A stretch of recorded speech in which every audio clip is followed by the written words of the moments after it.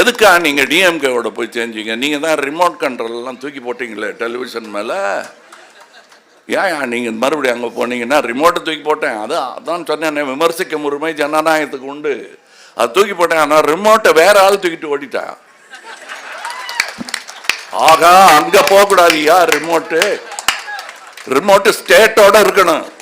கல்விய நாங்க நினைக்கிறோம் ரிமோட்டை கொடுப்போம், நாங்க எடுத்துட்டு வா திருப்பி, பரவாயில்ல நம்ம ஒழிச்சாது வைப்போம், ஒருத்தர் மேல ஒருத்தர் அடிச்சுக்க வேணாம், இனிமே எவனோ வந்து தூக்கிட்டு போயிடுறான் அப்படின்னு எடுத்த முடிவு தான். இந்த அலையன்ஸ் புரிஞ்சுங்க, புரியலன்னா சும்மா இருங்க. உயிரே உறவே தமிழே வணக்கம். இங்கு வருகை தந்து எங்கள் இல்லத்திற்கு பெருமை சேர்த்த மாண்புமிகு அமைச்சர் பொய்யாமொழி, அன்பில் பொய்யாமொழி அவர்களுக்கும், இங்கே வந்திருக்கும் மாண்புமிகு டிஸ்ட்ரிக்ட் ரெவென்யூ ஆஃபீஸர் தியாகராஜன் அவர்களுக்கும், மாண்புமிகு மேயர் அவர்களுக்கும், என் நண்பர் தோழர் சக கலைஞர் அமீர் அவர்களுக்கும், எங்கள் கட்சியின் பிரசிடென்ட் மௌரியா அவர்களுக்கும், துணை பிரசிடென்ட் டெபுட்டி பிரசிடென்ட் தங்கவேலு அவர்களுக்கும், ஜெனரல் செக்ரட்டரி அருணாச்சலம் அவர்களுக்கும், இங்கே பின்னால் எப்படி ஸ்னேகன் விழாவை ஆரம்பித்து விட்டு அடுத்த வேலைக்கு நகர்ந்து சென்று விடுவாரோ அதுபோலவே இங்கே நின்று கொண்டிருக்கும் என் தோழர்களுக்கும் அவர்கள் பெயர் சொல்லும் மேடை இன்னொன்று அமையும். அமையவில்லை என்றால் அமைப்போம்.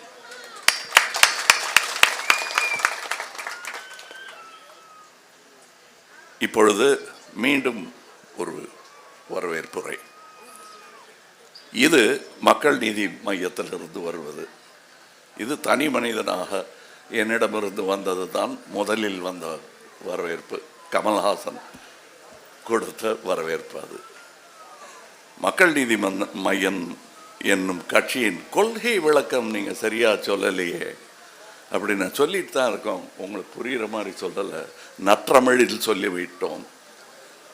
ஆங்கிலத்தில் சொல்லியிருந்தால் வேற ஒருத்தன் அள்ளிட்டு போயிருப்பான். அதனால் தமிழில் சொல்லிட்டு இருந்தோம். எங்கே போய் சேரணுமோ எங்கள் கொள்கை விளக்கம் எல்லாம் அது செயல் வடிவமாக மாறி இருக்கிறது. அது எங்கள் கட்சி சார்ந்தவர்களுக்கு தெரியும். எங்கள் கொள்கையெல்லாம் நாங்கள் எலெக்ஷனில் தோத்தாலும் செயல்பாட்டிற்கு வந்திருக்கிறது.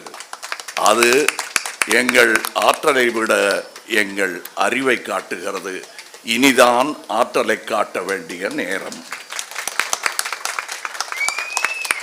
இங்கே வந்தவர்கள் எல்லாரும் நான் சொன்ன முதல் உயிரே உறவே தமிழே என்ற வரவேற்பில் அடங்கி விடுவார்கள்.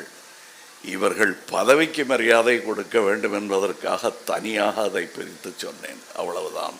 மற்றபடி எப்படி நண்பர் அமைச்சர் தம்பி எப்படி இங்கே வந்தாரோ, ஊர் வேறுவேறையாக இருந்தாலும் அவர் சொந்த ஊரிலிருந்து வந்தவர்களாகத்தான் மற்றவர்களையும் நீங்கள் கொள்ள வேண்டும். அன்பில் வந்தவர்கள் தான் அனைவருமே. அன்பில் என்பது அவர் வாழ்ந்த இடம். அதனால் அவர் இங்கு வந்ததில் எனக்கு ஆச்சரியமே இல்லை. அன்பு கட்சி தாண்டியது. அண்ணாவின் மேல் எனக்கு இருக்கும் அன்பும் அப்படிப்பட்டது தான். அவர்கள் பிள்ளைகள் எல்லாருக்கும், அவரிடம் கற்ற பிள்ளைகள் எல்லாருக்கும், அதை புரிந்து கொண்ட எல்லா பிள்ளைகளுக்கும் இதே குணாதிசயம் இருப்பதை நான் பார்த்திருக்கிறேன். பதவி வரும்போது பணிவு வர வேண்டும், துணிவும் வர வேண்டும் தோழா என்று சொன்னார்கள். பணிவுக்காக துணிவை இழக்கும் சுயமரியாதையற்றவர்கள் அல்ல எங்கள் கூட்டம். இது அன்பில் வாழ்ந்தாலும் பணிவு தெரிந்தாலும் துணிவு மறக்காத கூட்டம். அந்த கூட்டத்தில் அவர் அமைச்சராக வந்ததை விட அதிகம் பெருமை எனக்கு. அன்பில் வந்தார், என் தம்பியாக வந்தார். அப்படித்தான் எங்கள் உறவு. நான் இந்த அரசியல் நிலைப்பாடுகள் வெவ்வேறாக மாறி இருந்தாலும் இந்த அன்பு அப்படித்தான் இருந்திருக்கும் என்று நான் நம்புகிறேன். இங்கே வந்திருப்பது ஒரு இரங்கல் கூட்டத்திற்கு அல்ல, இது ஏற்றம் காணும் கூட்டம். இரங்கல் முடிந்து விட்டது. அவர் வாழ்ந்த நாட்களை நினைத்து பெருமிதம் கொண்டு அவரை ஏற்றி வைக்கும் கூட்டம் இந்த கூட்டம். நான் இரங்கல் கூட்டங்களுக்கு தாமதமாகத்தான் செல்வேன், அது தெரியும். என் காரணம், அந்த கூட்டத்தில் எல்லோரும் ஆறுதல் சொல்வார்கள், ஆனால் விம்மி விடைக்கும் அந்த சோகத்தை அடுத்த நாள் உணர்வார்கள். நான் எப்பொழுதும் ஒரு 3 நாள் தாமதமாக, 2 நாள் தாமதமாக, வீடு வெறித்தோடி கிடக்கும் பொழுது நான் மட்டும் போவதையே பெருமையாக நினைப்பவன். அதற்கும் என் பகுத்தறிவுக்கும் நிறைய சம்பந்தம் இருக்கிறது. அதுதான் பகுத்தறிவு. ஒன்றை நிராகரிப்பதல்ல பகுத்தறிவு. ஒன்றை புரிந்து கொண்டு தேவையான அளவு நாம் அதில் இடைபடுவதும் பங்கேற்பதும் இருக்க வேண்டும். அவ்வளவுதான் பகுத்தறிவு. அதற்கு மேல் இல்லை என்று சொல்வது என் இஷ்டம், உண்டு என்று சொல்வது உன் இஷ்டம். ஆக அப்பப்போ அட்ஜஸ்ட் பண்ணிப்பீங்களான்னு, அட்ஜஸ்ட் பண்ணுறது தான் வாழ்க்கையை. அவரும் இருக்கணும், நானும் இருப்பேன். அதுதான் பகுத்தறிவு. இப்பொழுது இங்கே படத்துக்கு ஃப்ரேம் கட்டி மாட்டிட்டீங்க, அது அவர் உருவத்திற்கானது. அவர் செயலுக்கான ஃப்ரேம் எங்கே போடணும்னா, நீங்கள் போட்டது சிற்றப்பனுக்கான அடிக்கல் நாட்டு விழா. அது நான் இங்கே அவர் சொன்ன இடைச்சர்கள் போல் நானும் ஒரு இடைச்சர்கள் செய்ய கடமைப்பட்டிருக்கிறேன். இங்கு நான் வந்தது பொதுவாக ஒரு மன்னிப்பு கேட்பதற்காக. இவர் யார் என்று தெரியாது. பிக் பாஸில் பார்த்தேன், கவிஞர் என்று சொன்னார்கள். கொஞ்சம் எனக்கு தெரிந்ததை சொல்லி பார்த்தேன், அவரும் சொன்னார். அப்படி வளர்ந்த நட்பு. நான் இவரை கவிஞரே என்று கூப்பிட்டேன். அன்று மனது இலகி இருக்கும் அவருக்கு. ஏன்னா எனக்கு தெரியும், கண்ணதாசன் அல்லது வைரமுத்து என்னை பார்த்து கவிஞரேன்னு சொல்லிட்டாங்கன்னா 2 நாள் தூக்கம் வராது. அப்படி எனக்கு அவர் எங்கே தொட்டா அவர் என் பக்கம் வருவாரோ அந்த இடத்த தொட்டுட்டேன் நான். அப்போவே முடிவு செஞ்சுட்டார் இங்கே வர்றதுன்னு. ஆனால் இங்கே மன்னிப்பு கோரல் எதற்காக சொல்லுகிறேன் என்றால், உங்கள் பிள்ளைய நான் தத்து இடத்துக்கு போகிறேன்னு அவர்கிட்ட பர்மிஷன் கேட்கல.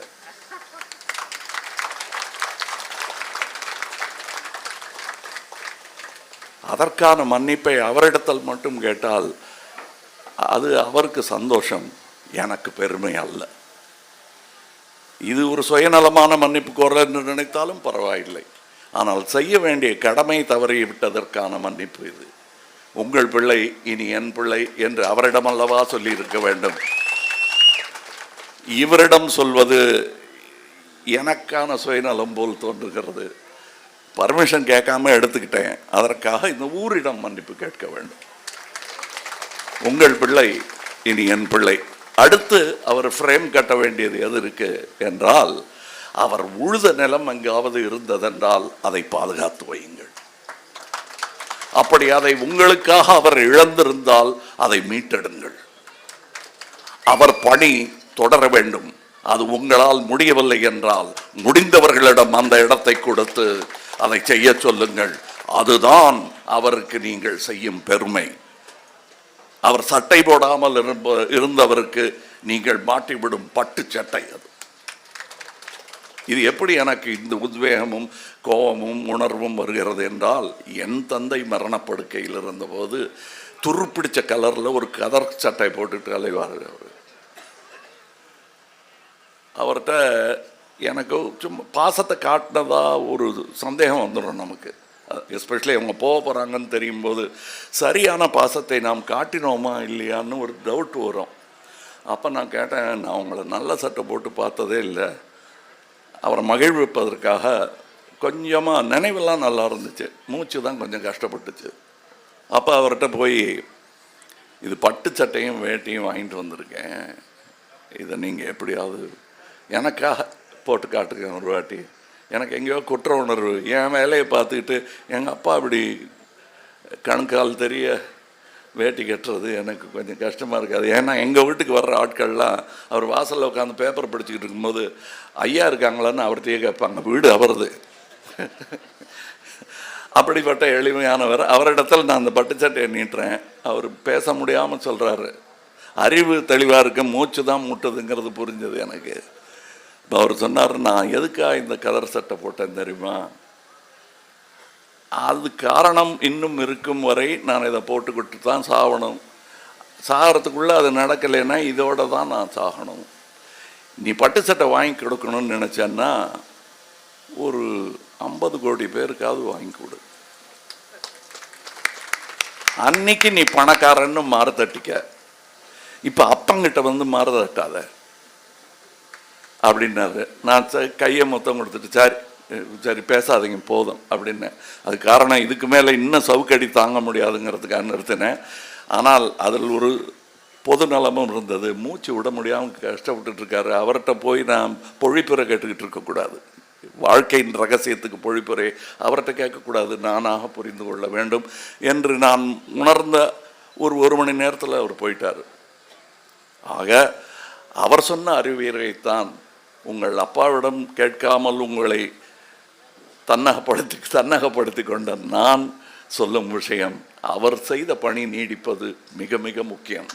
அதற்கு அடுத்தது தான் நீங்கள் எனக்காக செய்யும் இந்த பணி, அந்த லைப்ரரி அறிவு வளர்ச்சி என்பது, அதுவும் அவர் பணிதான். உங்களையெல்லாம் மறுபடி விவசாயத்தில் ஈடுபடுத்தாமல் உங்களை போய் படிங்கன்னு சொன்னார்ல, அதில் அன்பில் அவர்களுக்கு தெரிய வேண்டியது, இவர்களில் ஒரு அண்ணன் வந்து ஏடிஎம்கேல இருக்காங்க, இன்னொருத்தங்க காங்கிரஸில் இருக்காங்க. கட்சிகள் எதுவும் விடுவிட்டு போயிடக்கூடாதுங்கிறதுக்காக அவரையும் அறியாமல் அன்பில் இங்கே வந்திருக்கிறார். தோழமை கட்சியாக இருப்பதினால், உயிரே உறவே தமிழே என்பதின் அர்த்தம் புரிந்தவர்களாக இருப்பதனால் இங்கே அவரும் தன்னை அறியாமல் வந்து விட்டார். இனியும் வர வேண்டும். நீங்கள் அடிக்கடி கட்சிக்கு அப்பாற்பட்டது அன்பு, அதற்கு அப்பாற்பட்டது தொண்டும் தான். அதனால்தான் நான் முதலில் அரசியல் கட்சி ஆரம்பிக்காமல் முதலில் தொண்டு பழகிக்கொண்டு பிறகு அரசியலில் வந்து மூத்தவர்களிடம் என்னிடம் நீங்கள் அறிவுரை பெறுவது போல் என்னை விட மூத்த கட்சியிடம் நான் அறிவுரை பெற்றுக்கொண்டு இங்கே கட்சி தொடங்கி இருக்கிறேன். இதில் மாற்று கருத்துக்கள் இருந்தே ஆக வேண்டும், அதன் பெயர்தான் ஜனநாயகம். ஆனால் நாடென்று வரும் பொழுது நாம் கூடி நின்றாக வேண்டும். எதுக்காக நீங்க டிஎம்கேவோட போய் செஞ்சீங்க? நீங்க தான் ரிமோட் கண்ட்ரோல் எல்லாம் தூக்கி போட்டீங்களே டெலிவிஷன் மேல, ஏன் நீங்க மறுபடியும் அங்க போனீங்கன்னா? ரிமோட்டை தூக்கி போட்டேன், அதான் சொன்னேன், விமர்சிக்கும் உரிமை ஜனநாயகத்துக்கு உண்டு, அது தூக்கி போட்டேன். ஆனால் ரிமோட்டை வேற ஆள் தூக்கிட்டு ஓடிட்டான். ஆகா, அங்க போக கூடாதுயா, ரிமோட்டு ஸ்டேட்டோட இருக்கணும்.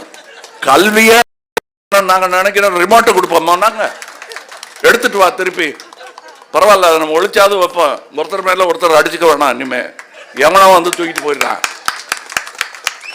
அப்படின்னு எடுத்த முடிவு. அந்த அலையன்ஸ் புரிஞ்சுங்க, புரியலன்னா சும்மா இருங்க.